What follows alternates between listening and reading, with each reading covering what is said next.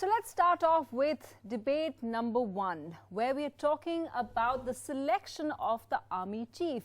Why should that become so controversial? Well, it's after years, in fact decades, that 2 people have been superseded. But the question we're debating is, does this show that this government doesn't go by precedence and goes by meritocracy? Well, that's what we're debating. Let me just introduce our panel here today. We have with us Mrityunjay Yadav, who is the councillor for NSUI and JNSU Student Union Wing. We also have right over here Amal Pulankar, who's from SFI.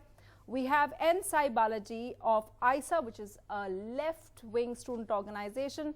Bhaskar Jyoti from the ABVP. And joining us from Hyderabad, we have Shrikant, who's from BASPA, or the Ambedkar Student Organization. So if we can just start with you, Amal, since you're right over here.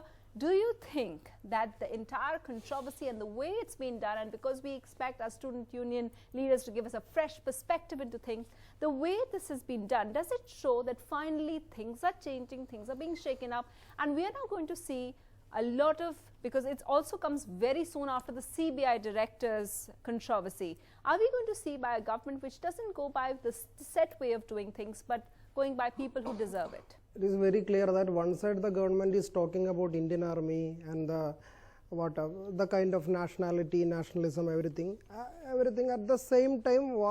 It is very clear that they are specifically targeting some identities. It is very clear in their all kind of recruitments and their politics. That is very clear, and even it has happened to an army officer in the recruitment of general. So there also they played their politics. How do you mean? Means that they targeted particular identities in all the countries, everywhere. It's happened in JNU also, it happened in Hyderabad University, various You're saying one of the people superseded is a Muslim officer, and that is why you see something wrong there. Yeah, of course, not only Muslim officer, that particular officer, he is experienced and he is experienced, most experienced person. So it have to be a merit like that. And what kind of merit now the government is talking about, I don't know, but it have to be clear that if there is no government interference, he will be the chief of army. So it have to be kind of experience and seniority.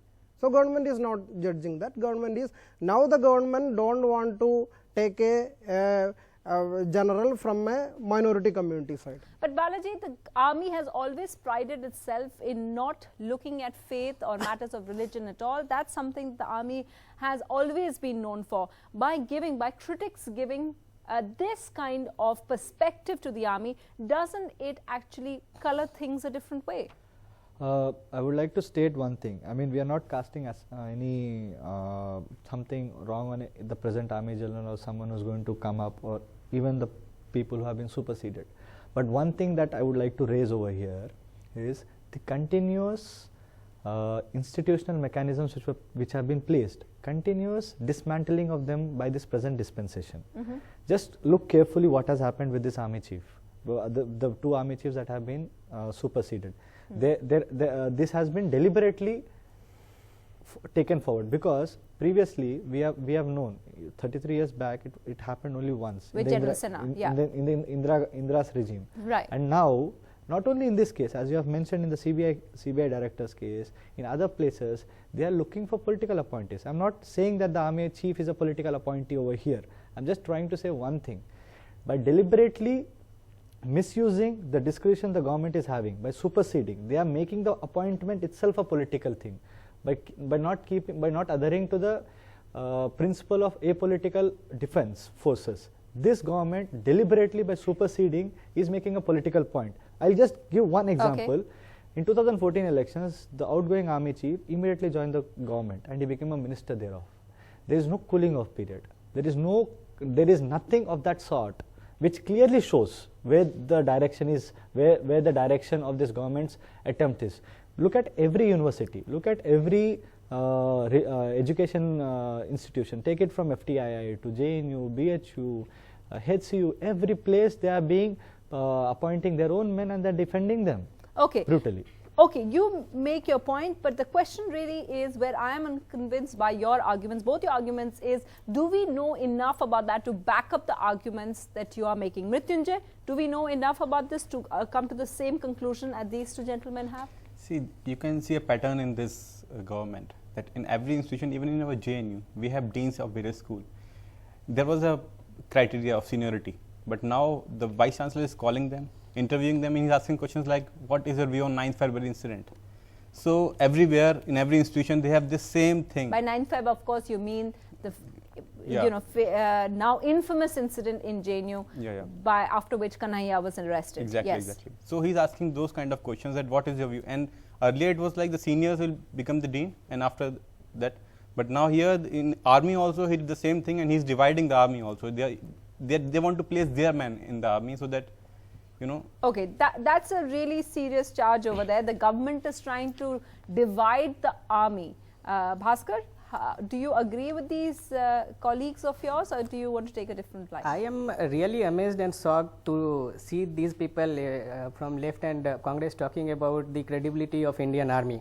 These were the same people who alleged army of raping Indian women. These were the same people who always raised question over the credibility of Indian army, and today they are showing so much concerns about the appointment that have been made by the Indian government. Indian government on the other side has made it very clear that this appointment has been made from a panel of 5 persons who were most eligible for the same post.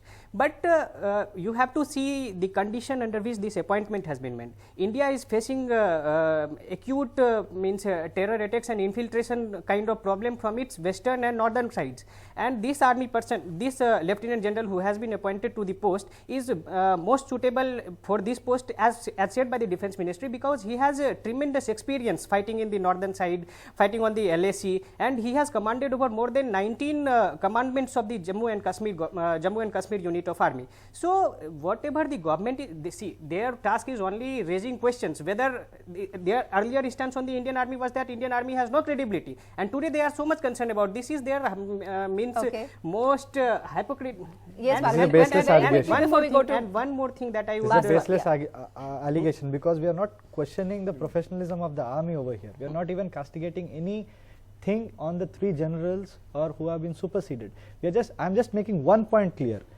Everyone is equally capable enough to become a general, army chief. Is that right? Is that Do we yes. know that? Yes, we don't know that. We don't know that. Yeah, that is we my don't point. know that. Yeah. We don't Do know we that. know that? But that has to be stated. But there is a principle that is stated.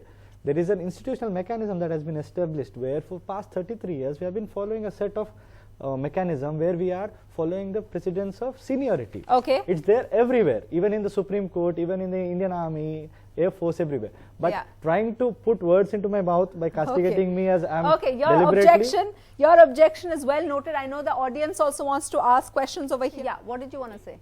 My question is, why is this even a question? First of all, government has already made it clear that going by the current circumstances and conditions, Mr. Rawat has been appointed, number 1. Number 2, why should merit be overlooked? For any appointment, whether it's army, any parameter, any department of our life, merit should always be given first preference. Okay, and then merit and experience. So going by the current circumstances, Mr. Rawat, I think, is the perfect person, because he has also handled the surgical strike that was done in Myanmar.